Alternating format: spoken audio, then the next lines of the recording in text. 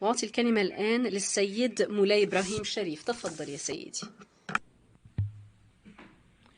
بسم الله الرحمن الرحيم.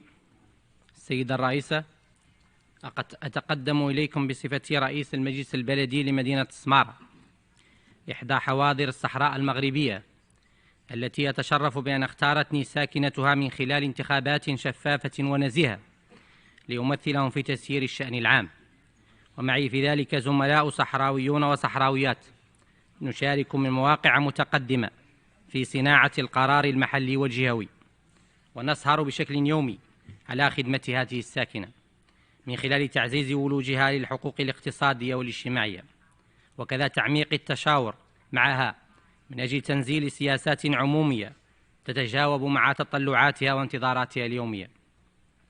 وإنني وإذ أساهم في تسيير شؤون منطقتنا كبرت وترعرعت في ظل تجربة جهوية راكمت الكثير من النجاحات على كل المستويات. أرفض على غرار باقي الصحراويين أن نرهن مستقبلنا ومستقبل أبنائنا ومنطقتنا بحسابات جيوسياسية يخطط لها خارج حدود وطننا.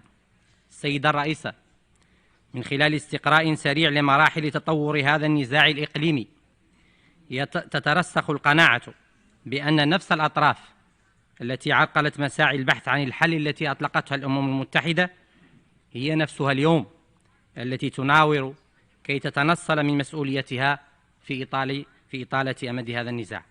فبينما ظل المغرب متمسكا بالمسار الأممي بمقاربة براغماتية تؤسس على قناعة راسخة بأن لا حل لهذا النزاع سوى الانخراط الجدي لمن افتعله وواكبه بتمويل وتسليح الانفصاليين، ظل أعداء الوحدة الترابية يناورون في محاولة يائسة لتعطيل عجلة التنمية بالمغرب وفي المنطقة لخدمة أجندة سياسية ضيقة والتغطية على أزماتهم الداخلية. سيد الرئيس، إنني لا أؤكد لكم بأننا كصحراويون قد حسمنا خياراتنا، ونحن اليوم نتطلع للمستقبل، وقد حان الوقت لتفهم الأطراف الأخرى بأن لا مجال لأفكار الانفصال بيننا، وبأننا ماضون من مواقعنا كممثلين لساكنة الصحراء قدما في تنمية مدننا وبناء وطننا، ولن نقبل لأي طرف بتهريب إرادتنا، وسنستمر في التصدي لكل الطروحات المغلوطة حول واقع الأقاليم الجنوبية للمملكة التي تعرف زخما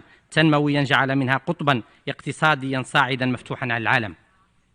في هذا الإطار نجدد تأكيدنا بأن الحكم الذاتي هو الحل الوحيد والأوحد لوضع حد لهذا النزاع المفتعل وعودة أهالينا بمخيمات العار جنوب الجزائر لينعموا بحياة كريمة ويستفيدوا من زخم التنمية التي تعرفها الصحراء المغربية. شكرا جزيلا. I thank Mr. Sharif. أشكر السيد شريف على المعلومات التي قدمها للجنة. لا تنسوا الالتحاق بنا على مواقع التواصل الاجتماعي عبر العناوين التالية.